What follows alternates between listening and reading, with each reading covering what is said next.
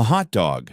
A soda, $1.50. That price hasn't changed in nearly 40 years. During that same time, gas prices exploded, housing doubled, college tuition skyrocketed. Even a bottle of water costs more today than it did 20 years ago. Yet somehow, Costco still sells the exact same hot dog. Most people think it's because Costco is generous. They're wrong, because this isn't about a hot dog. It's about one of the greatest psychological business strategies ever created, and it helped build a company worth more than $300 billion. Walk into any Costco, you'll immediately notice something strange. Massive televisions, designer clothing, gold bars, furniture, fresh food. Everything looks expensive. Then, right before you leave, you see the food court, and there it is. The famous $1.50 hot dog. It feels almost out of place. Why would one of the world's largest retailers sell something cheaper than almost every fast food restaurant? Surely they're losing money. They are, but that's exactly the point. Here's where almost everyone misunderstands Costco. Most retailers make money by marking products up. Buy low, sell high. Simple. Costco does the opposite. Its average markup is only around 11%, compared with many traditional retailers that often mark up products much more. So where does the profit come from? Memberships. Every year, millions of people pay simply for the right to shop there. That recurring membership revenue is incredibly valuable because it arrives whether customers buy one item or 100. Once you've paid for membership, you're motivated to get your money's worth, and that's where Costco wins. Imagine two families. Family A shops at Walmart. Family B shops at Costco. Family B already paid for membership.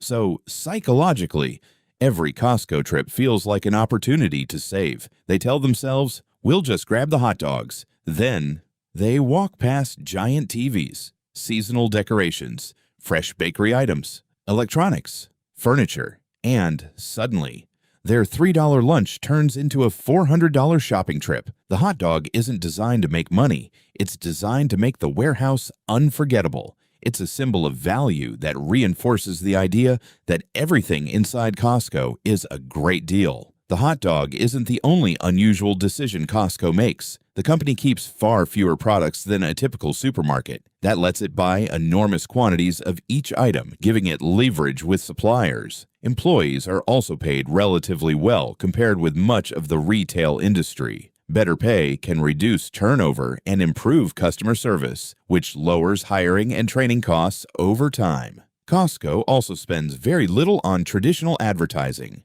Instead, satisfied members become the marketing. Each of these decisions works together to support the same promise: great value. The hot dog is simply the most visible reminder of that promise. Over the years, people inside Costco have reportedly discussed raising the hot dog price, but leadership has repeatedly resisted. One famous story says that when rising costs became an issue, then CEO Craig Jelinek suggested increasing the price. According to multiple accounts, co-founder Jim Sinegal replied, "If you raise the effing hot dog, I will kill you." Whether repeated word for word or not, the story reflects Costco's culture. Instead of raising the price, Costco took control of more of the production process, including manufacturing its own hot dogs, to help keep costs down. The hot dog became more than a menu item. It became a promise. The biggest companies in the world rarely become billion-dollar businesses by making the most money on every sale. Instead, they build trust, habits, loyalty, and systems that keep customers coming back. The $1.50 hot dog isn't Costco's greatest product. It's Costco's greatest advertisement, because every time someone buys one, they're reminded of the same message. If this deal is real, what else in this warehouse is worth buying? And that's how one of the cheapest meals in America helped build one of the world's most valuable retailers. End screen. Behind every billion-dollar company, there's a strategy hiding in plain sight. Subscribe to Behind the Billions for the untold business stories behind the world's biggest companies.